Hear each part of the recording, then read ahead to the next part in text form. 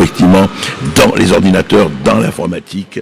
Et il y a la criminalité, la cybercriminalité, comme on sait, elle est énorme. Et il faut avoir des gens très compétents, très malins, très formés, parce que les mafias, les mafias de tout genre, de la drogue, des armes et autres, se dotent aussi de personnes très compétentes, très formées, et qui peuvent faire énormément de choses. Donc voilà, il faut savoir qu'il y a des victimes potentielles qui ne peuvent pas être victimes. Alors on est en train d'utiliser cela, mais il faut savoir qu'on risque aussi des Pearl Harbor et des Pearl Harbor terribles qui peuvent se passer. Félix, c'est à vous. Midi 22 sur Sud Radio. Dans quelques instants, on évoque Alexandre Benalla qui aurait sollicité une décoration. Oui, une décoration après le 1er mai 2018. On recevra ensuite Georgiy Kuzmanovic, ex-porte-parole de Jean-Luc Mélenchon et de la France Insoumise sur les sujets de défense et d'international. Il est aussi président de République Souveraine. À tout de suite. Sud Radio, Berkoff dans tous ses états. Appelez maintenant pour réagir 0826 300 300. Oh, alors j'ai une carte de fidélité pour le cinéma, le restaurant, le coiffeur. Et pour la station-service? Oh, ça non, pas besoin. J'ai une Suzuki Swift hybride. Réduisez votre consommation avec la technologie Suzuki hybride. La Suzuki Swift hybride a tout pour vous séduire. Plaisir de conduire, style et sécurité à partir de 14 090 € seulement. À découvrir pendant les portes ouvertes les 15 et 16 juin. Prix après déduction d'une remise et de la prime à la conversion gouvernementale. Valable jusqu'au 30 juin. Conditions sur suzuki.fr. Bud, le King of Beers arrive en France. Et oui, vous avez bien entendu, Bud, le King of Beers arrive en France. Vous pensez que j'en fais des caisses? Pourtant Bud est la bière d'origine américaine la plus vendue dans le monde. Et elle va vous le prouver. Bud, King of Beers, Bud, King of Beers, arrive en France, Bud, arrive en France, Bud, King of Beers. Enfin, la reine des bières. Et elle arrive en France. Bud. Pour votre santé, attention à l'abus d'alcool. Après 20 ans de boutique, ouvrir un banc sur un marché, ça a changé ma vie. Halte à la routine. Quand on est boulanger-pâtissier, il faut toujours inventer. Et moi, j'aime ça. Et si votre assureur vous permettait de vivre votre passion en toute sérénité? Avec la MAPA, l'assureur dédié aux professionnels de l'alimentaire, votre passion est entre de bonnes mains. Rendez-vous sur mapa-assurance.fr. Toutes les filles s'appellent Carmen. Tous les garçons rêvent d'être leur torero de bodega. Dans le rond des arènes, à la 5 de la tarde, 5 heures de l'après-midi, le taureau brave surgit au soleil en soufflant du fond des âges. C'est à Vic-Fezensac, carrefour de tous les Gers, de tous les Suds. Sa Pentecôte à Vic est une feria de l'élégance, des goûts de bouche, des beaux gestes sur le sable, une fête de la vie, une tradition qui a de l'avenir. J'y serai et vous aussi, j'y compte, dit Obi-Wan. TF1, The Voice, c'est l'heure de la finale. Clément, Whitney, Sidoine, Pierre Danaé, ils ne sont plus que 4 et chacun va se battre pour réaliser son rêve. Qui sera The Voice? C'est vous qui décidez. The Voice, présenté par Nico Saliagas, accompagné de Karine Ferry, exceptionnellement ce soir à 21 h sur TF1, en association avec les Indes Radios. Leclerc. Philippe, c'est quoi ça? Ça, c'est 2 packs de 12 bières de lèvres d'été, avec 60% de réduction sur le 2e pack chez Leclerc. Non mais la lèvre d'été, c'est quoi? Ah, une bière blonde aux arômes de fruits, de houblon et de fleurs. Donc pour l'été. Du 4 au 15 juin chez Leclerc, pour l'achat d'un pack de 12 lèvres d'été de 25 centilitres, vous bénéficiez de 60% de réduction sur le second pack acheté. Voir modalité dans les magasins participants et sur www.e.leclerc. L'abus d'alcool est dangereux pour la santé, à consommer avec modération. Voilà, bientôt l'été. Et vous, qu'attendez-vous pour aller chez Renault? Dans la vie, il y a des moments à ne pas rater. Pendant les Renault Days du 13 au 17 juin, c'est le bon moment pour bénéficier d'offres.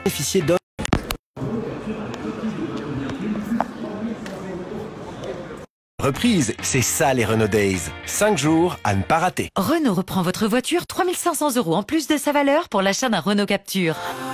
Renault Days, jour Renault. Offre valable du 1er au 30 juin sur toute la gamme Capture hors version live dans le réseau Renault participant pour Renault.fr. En direct de la gare Saint-Lazare.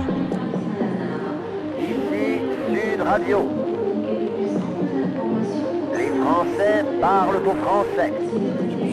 Je n'aime pas la blanquette de veau. Je n'aime pas la blanquette de veau. Sud Radio, Berkoff dans tous ses états. Eh bien oui, Radio Londres qui émettait les slogans, les phrases clés du débarquement. Faut pas l'oublier, je l'ai dit en début d'émission, eh bien c'était ça. Et on va peut-être changer un tout petit peu avant de reparler effectivement géopolitique, défense et commémoration avec Georgiy Kuzmanovic. Eh bien, on va parler d'Alexandre Benalla. Oui, Alexandre Benalla, mais toujours là, vous savez, ce qui s'était passé depuis le 1er mai, conseiller à la sécurité du président de la République, l'accompagnant partout, etc. Eh bien, il y a un livre qui vient de paraître qui donne beaucoup de choses, un livre de la journaliste Sophie Coignard. Eh bien, ce livre donne pas mal d'informations sur, ce livre qui vient de paraître, sur Alexandre Benalla au moment de l'été 2018. Vous savez, tout avait commencé le 1er mai 2018, où il s'en était pris à un certain nombre de manifestants, en tout cas 2, qu'il avait traités de manière, pour être extrêmement discret, de manière assez rude. Eh bien, il a confessé avoir outrepassé son rôle d'observateur de la manifestation en compagnie de l'employé du parti présidentiel La République En Marche, Vincent Crase. Il raconte, voilà, en fin d'après-midi, nous sommes retrouvés place de la Contrescarpe où la situation a plus que dégénéré. Eh bien, je ne me suis pas alors cantonné à mon rôle d'observateur et ai porté assistance aux policiers présents qui essayaient d'interpeller 2 personnes ayant jeté des projectiles et violenté les policiers en civil. La scène a été filmée, cette vidéo tourne actuellement sur les réseaux sociaux. Alexandre, il avait envoyé ce message tout de suite à Emmanuel Macron. Il y a eu une sanction, mais en fait, il dit on te retrouve un job où tu veux. Qu'est-ce qui te plairait, chef de cabinet dans un grand groupe et autres. La sanction a été extrêmement, douce. Et après, il s'est passé l'épisode des passeports. On l'a retrouvé un peu partout, Alexandre Benalla. Et voilà.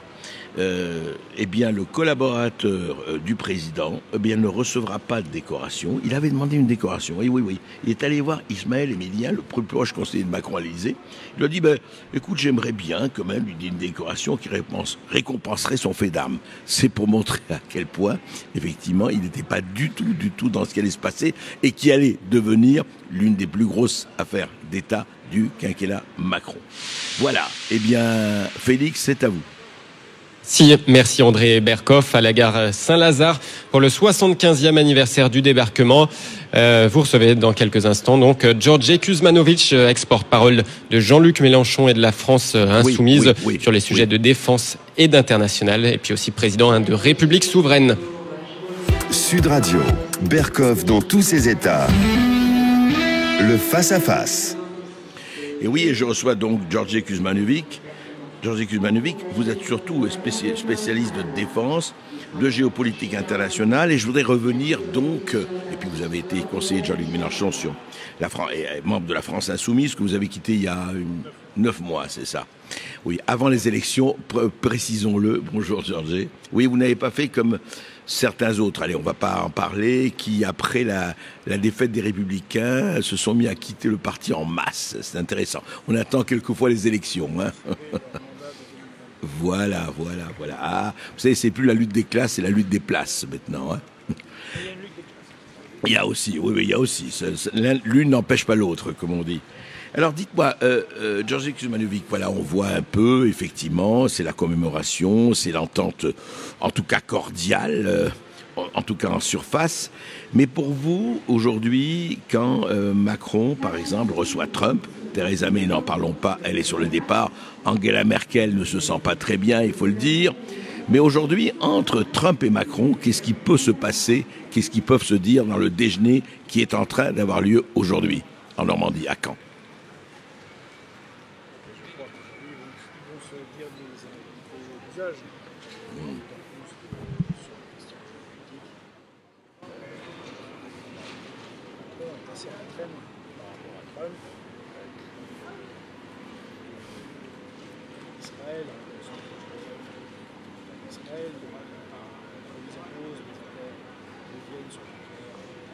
Avec l'Iran, oui.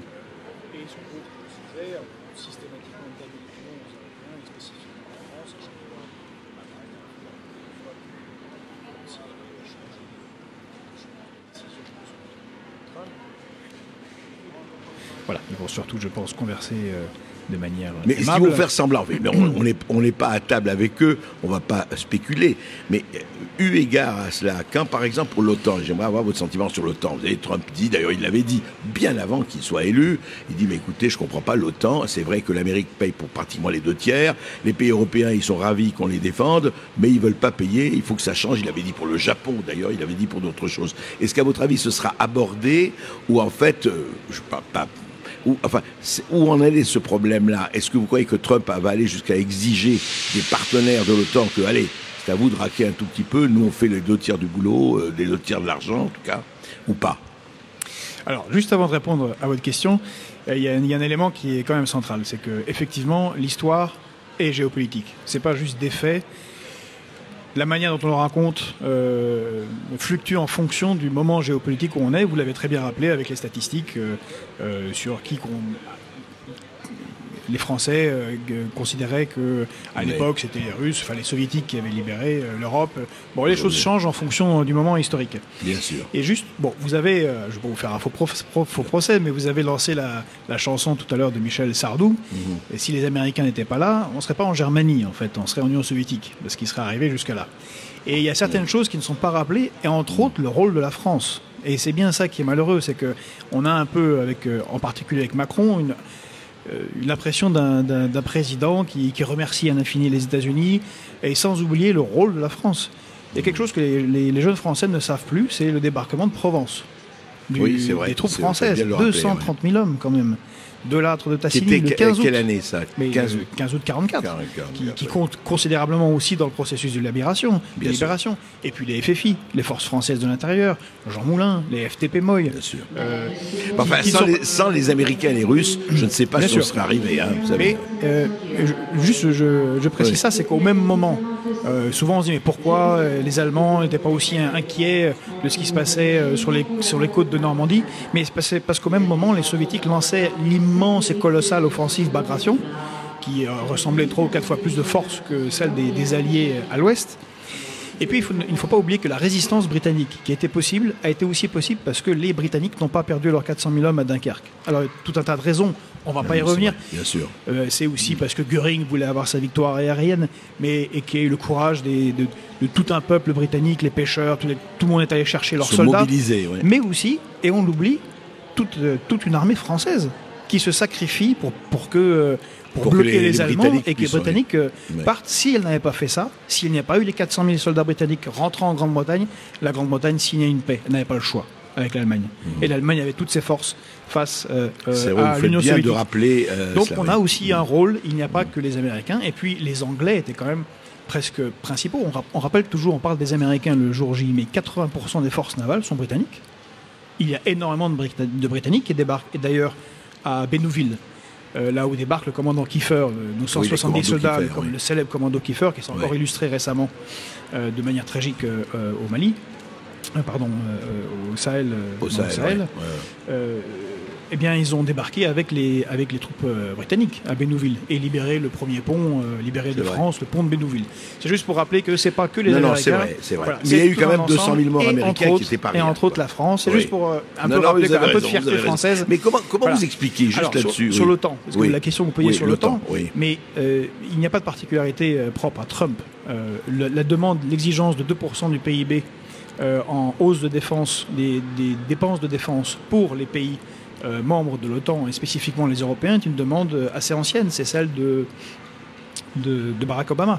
Trump ne fait que il la suit de sa manière un peu grossière et brutale, en mettant les pieds dans le plat, mais c'est fait de la même manière. Vous savez, quand Barack Obama, alors qu'il était encore président, fait un discours important en géopolitique, il le fait à West Point, donc l'école des officiers américains, et il dit « Les États-Unis sont la nation utile ». C'est la nation principale. Les autres sont là en supplétif, en gros. Et c'est un peu ce qu'est l'Europe de la défense. Et c'est comme ça que Trump nous considère, et spécifiquement sans faire la France sans faire d'autoflagellation, Georges Kuzmanovic, est-ce qu'ils n'ont pas un peu raison? Est-ce que l'Europe de la défense, elle ne devrait pas exister? Est-ce que justement, quand il dit, mais écoutez, c'est les 2% du PIB, à vous de jouer votre rôle, est-ce qu'il n'a pas un peu raison quand même quelque part par rapport à l'Europe de la défense? Est contre quel ennemi? Et c'est le problème. Non, mais alors, l'Europe se défend. Oui, bien sûr. Mais, il y a deux problèmes avec l'Europe de la défense. Le premier, c'est que pour avoir une armée, il faut un sentiment d'identification nationale. Il faudrait qu'il y ait une identification politique européenne et qui plus est, une géopolitique européenne. Construire une armée sans avoir une géopolitique commune, c'est assez stérile. Bien sûr. Elle n'existe pas, la géopolitique commune aujourd'hui. Elle n'existe pas du tout. Mais par contre, ce qui existe, c'est cette Europe de la défense qui nous est vendue, et elle est surtout une Europe de la défense supplétive de l'OTAN. C'est-à-dire que tous les textes, et je les ai suffisamment étudiés, il n'y a aucun texte traitant de l'Europe de la défense qui ne soit pas dans le cadre de l'OTAN. C'est-à-dire rien n'est pensé. Et il faut, cette année, enfin récemment, ça a été aussi un autre anniversaire, celui de la guerre du Kosovo, d'il y a 20 ans. C'était la guerre qui a donné, si je peux m'exprimer ainsi, une respiration à l'OTAN. Parce qu'en 99, ça fait 8 ans que l'OTAN se demande à quoi il sert. Parce que le pacte de Varsovie a disparu. Il faut rappeler quand même à quoi sert l'OTAN. L'OTAN servait à contrer la menace soviétique. La soviétique, bien sûr. Le pacte de Varsovie, le communisme d'État. C'était la guerre froide. Mais c'est plus le cas. Et donc ils se sont retrouvés un conflit à ce moment-là qui a permis de casser à cette époque, en 99, les petites velléités d'authentique Europe de la défense. Depuis, il n'existe plus. Et à chaque fois qu'on fait quelque chose, comme par exemple quand Nicolas Sarkozy en 2010 a signé les accords de Lancaster House, qu'on a sûrement oublié, mais sont des accords de partenariat militaire entre la France et la Grande-Bretagne, d'échanges technologiques, de construction future, de travail en commun sur le nucléaire militaire. Tout ça est tendanciellement sabordé par les États-Unis parce qu'ils ne veulent pas, justement, qu'il y ait quelque chose d'authentiquement européen. Et est-ce que juste là-dessus, c'est tout à fait... Vous avez totalement raison, et c'est plus que légitime de rappeler cela. Mais est-ce qu'au fond, il n'y avait pas aussi l'autre partenaire privilégié, l'Allemagne, qui, elle, en raison du passé, en raison de son passé, etc., de ce qui s'est passé, est-ce qu'il n'était pas paralysé? Parce que dès qu'on parle effectivement guerre et armée en Allemagne, on a la réaction qu'on a depuis effectivement Hitler et 1945. Est-ce qu'il n'y avait pas quelque chose qui a fait que, de toute façon, cette Europe de la défense ne pouvait qu'échouer devant les réticences allemandes? Pour le moment, en tout cas. Eh bien, non, je ne pense pas. Vous pensez pas? Non. Ouais. D'ailleurs, il faut rappeler que cette guerre au Kosovo, il y a 20 ans, il y a eu une standing ovation au Bundestag. C'était la première fois que les forces allemandes sortaient, participaient à un conflit extérieur en envoyant des troupes sur le terrain. Oui, mais... Et puis on a là on est au 75e anniversaire du jour J. Encore une fois, il faut absolument saluer tous, parce que tous les combattants, qu'ils soient à Stalingrad ou résistants dans une cave torturée ou jeunes GIs arrivant de l'Arkansas qui meurent sur les plages, ils ont tous participé en tant qu'êtres humains et ça c'est toujours à saluer. Mais c'est aussi le 65e anniversaire le 65e anniversaire de la Communauté européenne de défense, CED, qui avait été plombée par Charles de Gaulle. Et je vous rappelle que déjà, il se passait... Alors la France, à ce moment-là, se sentait beaucoup plus solide sur ses deux pieds avec le commandement qu'elle avait, avec le général de Gaulle.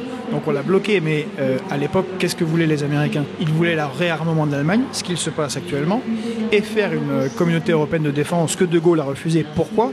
Parce qu'elle était déjà une inféodation aux États-Unis et qu'elle n'avait aucun rapport authentique.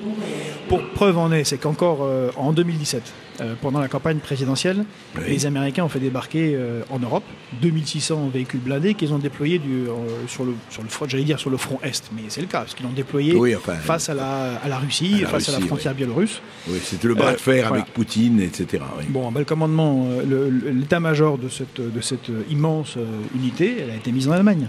Donc en fait, l'Allemagne est assez, sur les questions de défense, est très très très inféodée. À l'OTAN et aux Américains. Aux Américains, traditionnellement depuis la fin de la Deuxième Guerre mondiale. Oui. Mais alors, aujourd'hui, est-ce que on est toujours, parce que vous faites très très bien de rappeler tous ces faits, et puis tous ces faits historiques, c'est vrai, de rappeler la communauté européenne, mais on a l'impression justement, vous le disiez au début, Georgi Kuzmanovic, il y a une politique américaine qui est ce qu'elle est, mais qui est offensive, sur tous les plans. D'ailleurs, il n'y a pas que, il y a les Chinois, il y a les Russes, etc. Et d'un autre côté, il y a une politique européenne, si tant est, qui est encore extrêmement, stagnante. On a l'impression que, voilà, on en parle, Macron parle de l'Europe du matin au soir, du soir au matin, mais de quelle Europe? Mais encore une fois, parce qu'il n'y a pas d'unité politique l'Europe telle qu'on l'a n'est pas une Europe des peuples, n'est pas une Europe politique, c'est une Europe de la finance. C'est une Europe de la Banque Centrale Européenne, c'est une Europe de l'euro. Et c'est pour ça qu'il y a tant qu'on ne dépassera pas ça, il n'y aura jamais d'Europe sérieuse. Et les États-Unis seront toujours dominants. Regardez un cas comme Alstom, par exemple. C'est très intéressant. Les États-Unis ont fait pression avec le ministère de la Justice des États-Unis sur une entreprise, entre autres de défense, qui était Alstom, pour la vendre à General Electric. Ils ont appuyé une de leurs multinationales pour conquérir une entreprise française quasiment en forçant la main. C'est Macron qui était à l'opération en France. Ça montre, on en est loin de pouvoir résister. Quand Donald Trump rompt l'accord nucléaire avec l'Iran, oui. Qu'est-ce qui se passe? Moi, j'ai cru à un moment une heure de gloire de Bruno Le Maire. Le 10 mai de l'année dernière, il tape du poing sur la table. Mais nous, jamais, nous n'acceptons ça, c'est inadmissible, nous, les Européens, blablabla. 6 mois après, il faisait une conférence de presse à Bercy et il enjoignait toutes les entreprises à sortir le plus rapidement possible d'Iran. C'est ça, la réalité. Ils sont allés à Canossa. Et malheureusement, tant qu'on ne sortira pas de ça, c'est pour ça si un jour on veut qu'il y ait si vraiment il y avait une Europe politique, une Europe de la défense, il faut passer par une série d'étapes, et l'une des étapes, c'est la sortie de l'OTAN. On va en reparler tout de suite, après cette petite pause. Merci André. Et Philomène Cotta, qui vous suit sur Facebook live en vidéo, dit qu'il faudrait, je la cite, un peu d'autoflagellation. Elle ajoute, quelques semaines avant la libération, les Champs-Élysées acclamaient Pétain. Il ne faut pas l'oublier, dit-elle. Midi 42 sur Sud Radio, André Berkoff à la gare Saint-Lazare pour le 75e anniversaire du débarquement. Il reçoit Georges Kuzmanovic, ex-porte-parole de Jean-Luc Mélenchon et puis de la France Insoumise aussi, porte-parole et conseiller donc sur les sujets de défense et sur l'international. Il est aussi président de la République souveraine. À tout de suite.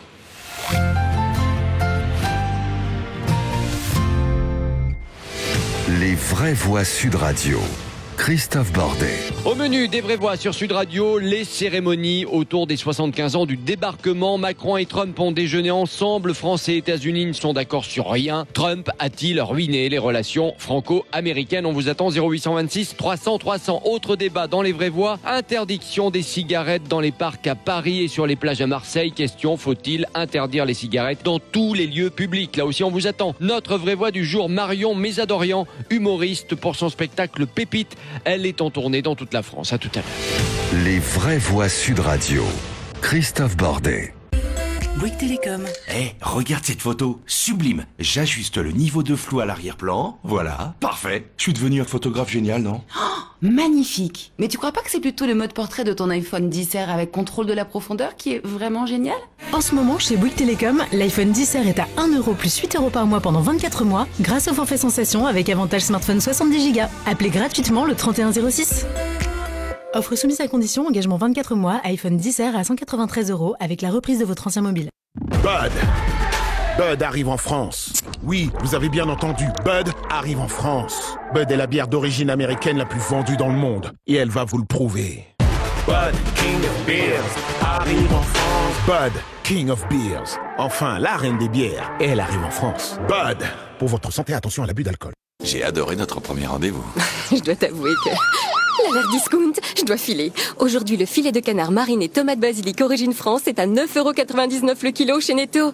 Netto, le discounter qui fait la différence. Barquette de 350 grammes environ, disponible aux herbes de Provence, magasin participant sur netto.fr. Pour votre santé, limitez les aliments gras et les sucrés. Et vous, qu'attendez-vous pour aller chez Renault? Pendant les Renault Days, découvrez nouvelle Clio. Avec son Smart Cockpit inédit et tous ses équipements, tout est pensé pour vous et votre confort. Nouvelle Clio est à partir de 129€ par mois sous condition de reprise. Nouvelle Renault Clio, profitez de l'instant. À découvrir pendant les Renault Days du 13 au 17 juin dans le réseau Renault participant. Renault Days, jour Renault. Pour nouvelle Clio Zen TCE 100 LL des 49 mois, 40 000 km avec un premier loyer de 2800€ si accordiaque. Valable jusqu'au 30 juin. Voir Renault.fr. Drop. Chandelle. Plaquage. Mêlée. Dégagement. Touche. Caramel. Rock. Passe croisée. Raffut. Renvoi au 22. Cadrage débordement. Et bam, et c'est transformé. Oh non. Ce week-end, qui aura le dernier mot? Pour le découvrir, suivez les demi-finales du Top 14 en exclusivité sur Canal+, avec Stade Toulousain Stade Rochelet, samedi à 21h, et ASM Clermont Loup Rugby, dimanche à 16h30. Rendez-vous sur boutique.canal.fr. Un opérateur mobile qui réserve ses meilleures offres uniquement aux nouveaux clients, c'est pas Réglo. Mais un opérateur qui fait profiter à tous ses clients, même les anciens, de ses meilleures offres, ça c'est Réglo. C'est Réglo Mobile. Normal, c'est l'opérateur mobile de chez Leclerc. En plus, le forfait appel SMS MMS illimité et 40 Go est à 9,95 € par mois, sans engagement. Réglo, très Réglo. Réglo Mobile. Leclerc. Forfait pour des communications intra-France métropolitaine hors numéros spéciaux. Disponible dans les centres Leclerc et sur reglomobile.fr. Offre soumise à conditions, consultable sur le site. Ne bougez pas, retour de Berkoff dans tous ses états dans quelques instants sur Sud Radio. En direct de la gare Saint-Lazare, Sud Radio, Berkoff dans tous ses états, le face-à-face. Eh bien oui, on continue le face-à-face et l'entretien passionnant avec Georgi Kuzmanovic, qui est spécialiste en géopolitique, en défense et qui est président de République souveraine. Alors, Georgi Kuzmanovic, on parlait effectivement de l'Europe, d'où on est, etc. Et on a l'impression effectivement qu'il y a un langage quand même, c'est les politiques, hein. Souvent il y a je dirais pas un double langage, mais il y a la carte et il y a le territoire. Et alors on dit voilà, l'Europe, il faut construire l'Europe, sans l'Europe on fera rien, on entend ça, le discours de Macron, les nationalistes, les progressistes, etc. Alors il a fait ça. Mais enfin, quelque part on se dit, mais attendez, puisque, et ce que vous avez dit, et je crois que personne ne pourrait en douter, que l'Europe en tant que telle, l'Europe politique, l'Europe fédérale, l'Europe de l'armement n'existe pas, enfin, l'Europe de l'armée européenne, etc. n'existe pas.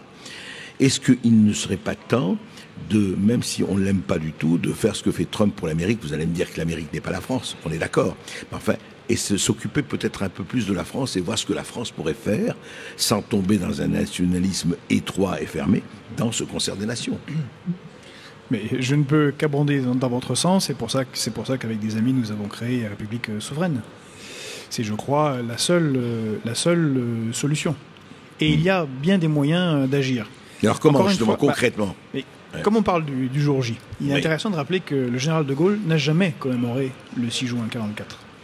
Ah, jamais, ni pendant tout le temps. Hein. Ni la première année, ni en 64, ni jamais. Pourquoi ? Parce qu'il disait que dans les cartons des États-Unis arrivaient non seulement les munitions et de quoi faire la guerre, mais aussi l'AMGOT, c'est le American Military Government of Occupied Territories, donc le gouvernement militaire américain des territoires occupés. Et ils avaient, pendant 6 mois avant le 6 juin 1944, imprimé toute une série de billets de francs, mais à eux, calqués sur le dollar américain, que dès le 27 juin 1944, De Gaulle refusait de prendre en compte. Absolument. Donc, il faut avoir des gens qui ont le souci de l'intérêt national du pays. D'ailleurs, De Gaulle n'était pas un anti-européen du tout. Mais il voulait une Europe des nations. Mais il faut une Europe des nations, et il faut d'abord avoir un État fort et une nation forte. Et ce sont des choses qu'on peut faire. Et ce sont des choses qu'on peut faire, mais il faut avoir la volonté de le faire. Je vous disais en aparté tout à l'heure, depuis M.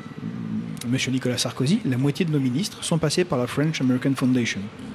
Ce qui ne veut pas dire qu'ils sont des féaux de l'Amérique. Non, bien sûr, mais ça laisse un doute quand on voit autant de faiblesse ou d'acceptation, d'abandon de souveraineté. Ça met un doute quant à la capacité à défendre une France solide. Par exemple, il y a des outils qui ne seront jamais utilisés parce qu'ils sont interdits par un certain nombre d'accords internationaux, entre autres le traité de Lisbonne, mais c'est le protectionnisme. Ouais. Tant qu'on aura une mise en concurrence... Dont Trump fait beaucoup avec les Chinois, on voit ce qu'il fait avec les Chinois. Trump le fait encore une fois ostensiblement. Il l'a fait sur l'acier, il l'a fait sur les voitures, voilà. Et les travailleurs américains lui en sont très reconnaissants. C'est pour ça qu'il a de bonnes chances il n'a pas tellement perdu les élections intermédiaires, qu'il a les chances de gagner les prochaines présidentielles. Et nous, on fait rien là-dessus, du point de vue du protectionnisme. Mais non, on fait rien. On bavarde sur un protectionnisme éventuellement européen, mais on en est loin. Et même des choses simples au sein de l'Union européenne. On a un pays qui s'appelle l'Allemagne, qui est le moteur, comme on dit, de l'Europe avec la France, qui a des lois qui protègent les industries stratégiques allemandes. Elles ne peuvent pas être vendues. Alstom aurait été impossible, Alcatel aurait été impossible, Arjowiggins. Vous dire les industries majeures allemandes, on ne peut pas y toucher. On ne peut pas y toucher. Elles ne peuvent être achetées par des capitaux étrangers, comme les entreprises russes ou chinoises ou américaines. Et ce qui est bien normal. Or, le problème, c'est qu'on a une élite dirigeante qui n'a pas dans cet état d'esprit.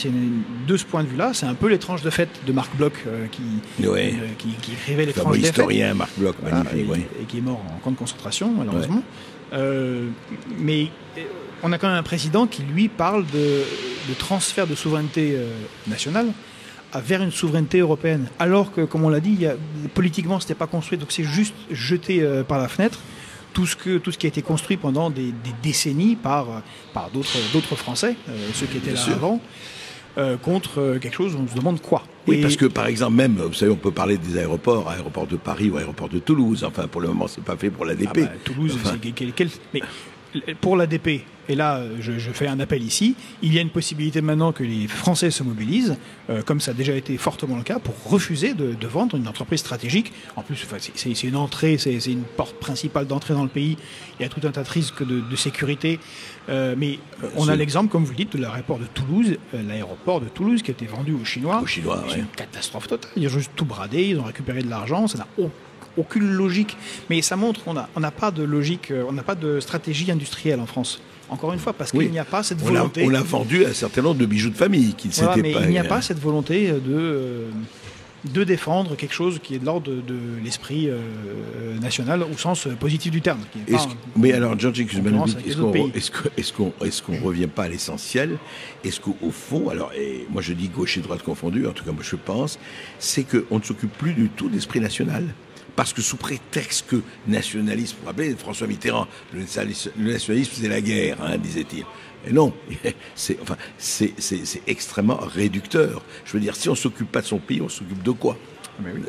Mais évidemment, mais on pourrait, si le mot nation fait peur, il faut quand même rappeler que c'est au cri de Vive la nation que le 20 septembre 1792 nos appelés du peuple ont triomphé face aux Autrichiens qui voulaient remettre le roi, et que le lendemain ça a permis d'abroger la monarchie et de déclarer la République. Bon, il y a une place de la nation.